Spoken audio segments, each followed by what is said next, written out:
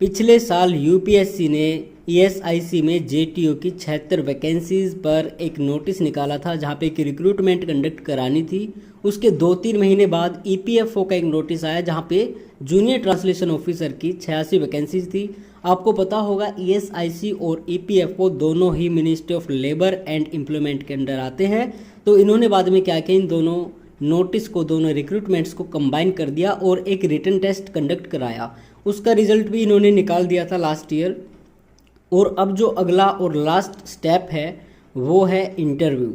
तो इंटरव्यू के लिए इन्होंने कैंडिडेट शॉर्टलिस्ट करने हैं, तो उसी का एक नोटिस यहाँ पे आया है। और चौंका देने वाली बात क्या है कि इस नोटिस में 76 वैकेंसीज पर केवल और केवल 44 कैंडिडेट्स को ही शॉर्टलिस्ट किया गया है इंटरव्यू के लिए। लेकिन अब इन्होंने एक बात और कही है कि कैंडिडेट्स में submit the same with substantive ground reason with attachments of documentary proofs by hand, by speed post और बाय ईमेल। ईमेल इनकी है upsc.spc1@nic.in और ये आपको 26/2/2024 से पहले सबमिट करने हैं। तो यहाँ पे बात क्या हुई है तो ये आगे बताते हैं आपको। और अगर आप बाई हैंड या स्पीड पोस्ट अगर आपको भेजने हैं तो आप यहाँ पे भेज सकते हैं under secretary SPC1 room number 3 main building UPSC Dholpur house Shahjahan road New Delhi. Pin code भी इन्होंने दिया हुआ है। तो यहाँ पे बात ये हुई है कि दोस्त 76 वैकेंसीज है ईएसआईसी में, तो 76 वैकेंसीज पर केवल 44 कैंडिडेट्स को ही शॉर्टलिस्ट किया गया है। बाकी कैंडिडेट्स को भी शॉर्टलिस्ट किया गया है, लेकिन उनके जो डॉक्यूमेंट्स है वो कंप्लीट नहीं है।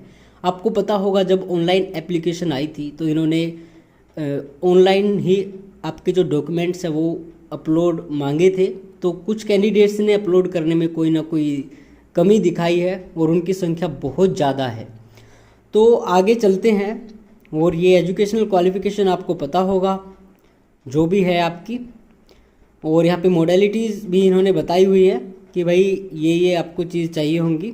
और जैसे मान लो SC ST OBC कैंडिडेट्स का जो सर्टिफिकेट है OBC का वो 1/4/2020 के बाद का बना होना चाहिए। और EWS का है वो 2022-23 का एक्सेप्ट किया जाएगा। तो ये इसी तरह से और भी बहुत सारी चीज़ें इन्होंने बताई है। अब यहाँ पे देखिए roll number of candidate short listed for interviews, तो ये रोल नंबर है और इनकी संख्या केवल और केवल 44, जबकि वैकेंसी है 76। तो बाकी कैंडिडेट्स के साथ क्या हुआ है, यहाँ पे कहते हैं short listed for interview provisionally subject to furnish the requisite documents as per code and their details. तो यहाँ पे कहते हैं कि भाई प्रोविजनली शॉर्टलिस्ट किए गए हैं ये कैंडिडेट्स। जो ऊपर वाले 44 कैंडिडेट्स हैं उनको तो कोई इश्यू नहीं है, कुछ नहीं करना उनको, बस वेट करना है एडमिट कार्ड का। लेकिन अब जो ये कैंडिडेट्स हैं इनकी संख्या आपको दिखा देते हैं, तो बहुत ही ज़्यादा है। और इनकी संख्या आप देख सकते हैं 348 कैंडिडेट्स ऐसे हैं जिनको अपने डॉक्यूमेंट दोबारा से भेजने हैं। तो उनको क्या डॉक्यूमेंट भेजने, देखिए इनके सामने लिखा है, किसी के सामने C+D है, किसी के सामने C है, ज़्यादातर कैंडिडेट्स के सामने C है, और किसी के सामने A+B है, किसी के सामने A+C+D है। तो इन सब का क्या मतलब होता है, आगे कहते हैं कि भाई ये कैंडिडेट्स है, इनका कैंडिडेचर कैंसिल कर दिया गया है क्योंकि एलिजिबल नहीं है। तो इनकी संख्या होती है 98 कैंडिडेट्स का तो कैंसिल हो चुका है। 44 कैंडिडेट शॉर्टलिस्ट हो चुके हैं। 348 कैंडिडेट्स से अभी इन्होंने मांगा है डेटा, उनमें से कितने कैंडिडेट देते हैं तो ये देख लेते हैं एक बार। तो इस हिसाब से पाँच कैंडिडेट्स हैं एक वैकेंसी पर। अब इन्होंने बताया है कि जिसका भाई A+B लिखा है उसका मतलब ये है कि A वाले को matriculation higher secondary certificate, marksheet या फिर school leaving certificate showing date of birth, जिसमें डेट ऑफ बर्थ हो वो आपको अपलोड करना है। अगर B है तो B वाले को ये अपलोड करना है, C है तो C वाले को ये करना है, AB+C है तो उसको ये तीनों अपलोड करने हैं। तो इस हिसाब से इन्होंने बताया है कि आपकी जो कहीं ना कहीं कमी रही है ऑनलाइन अपलोड करने में डॉक्यूमेंट, तो वो आपको अभी कंप्लीट कर देने हैं। अब बात ये होती है कि इन्होंने जो टेस्ट कराया था वो तो कंबाइन कराया था, लेकिन अब समस्या जो लग रही है वो ये है कि EPFO का भी कुछ नहीं आया। और बहुत सारे कैंडिडेट्स ऐसे हैं जिन्होंने केवल और केवल ESIC के लिए किया है, बहुत सारे ऐसे जिन्होंने केवल और केवल EPFO के लिए किया है, और बाकी कुछ कैंडिडेट्स ऐसे हैं जिन्होंने दोनों के लिए अप्लाई किया है। तो अभी बात तो यही होती है कि आपको ESIC वाले जो कैंडिडेट्स हैं अपना आप इसमें रोल नंबर सर्च करो और जो भी आपसे डॉक्यूमेंट मांगे हुए हैं आप उनको टाइम रहते हुए ईमेल के माध्यम से भेज दो। और मेरी सलाह तो यही कहती है कि आप ईमेल भी कर दो और स्पीड पोस्ट भी भेज दो। अगर आप दिल्ली में हो तो भाई जाके दे आओ बाई हैंड, उससे ज़्यादा बेहतर अच्छा और कुछ नहीं हो सकता।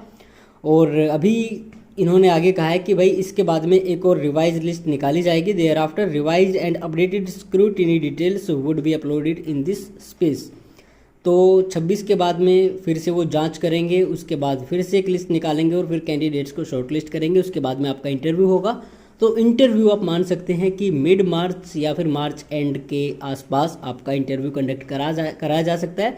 बाकी जो 44 कैंडिडेट्स हैं आपको इंटरव्यू की तैयारी शुरू कर देनी चाहिए और बाकी जिनसे डॉक्यूमेंट्स मांगे हुए हैं उनको भी तैयारी शुरू कर देनी चाहिए। जिनका कैंडिडेचर रिजेक्ट हो चुका है, अगर उन्होंने EPFO में कर रखा है तो शायद वो भी कहीं हद तक आपका रिजेक्ट ही होगा, क्योंकि आप शायद एलिजिबल नहीं है इसके लिए। तो उनको अपना टाइम वेस्ट नहीं करना चाहिए, किसी और एग्ज़ाम की प्रिपरेशन में लग जाना चाहिए।